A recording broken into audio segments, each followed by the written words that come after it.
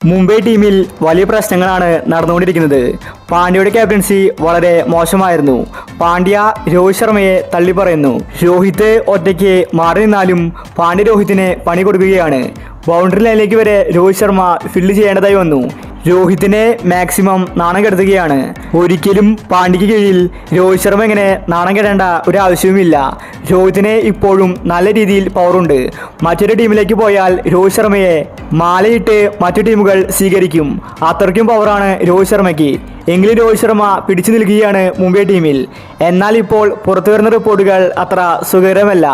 Rohit Sharma Mumbai team വിടുമെന്ന് തന്നെയാണ് അറിയാൻ സാധിക്കുന്നത്. അതൊരു പക്ഷേ ഇപ്രാവശ്യമായിരിക്കില്ല. അടുത്ത പ്രാവശ്യം മെഗാ ഓപ്ഷനാണ്.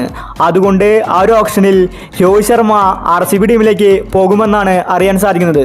ഇപ്പോഴിതാ ഇതിനെപ്പറ്റി മുംബൈ മാനേജ്മെന്റ് പറഞ്ഞിരിക്കുകയാണ്. ഇതിനെക്കുറിച്ചാണ് നമ്മൾ ഇന്നത്തെ വീഡിയോ നോക്കുന്നത്.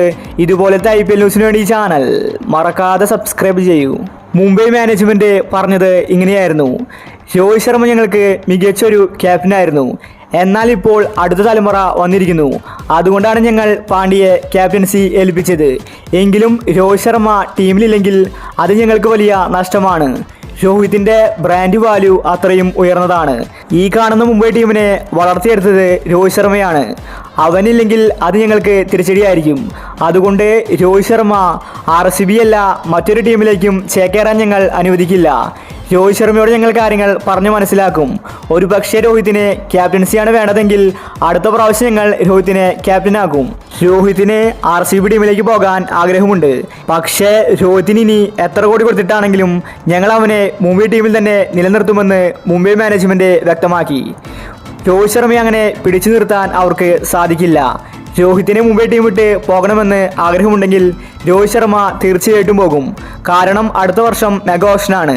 അതുകൊണ്ട് RCBയിലേക്ക് ചേക്കേറിയാൽ രോഹിത് ശർമ്മയെ RCB ക്യാപ്റ്റൻ വരെയാക്കും.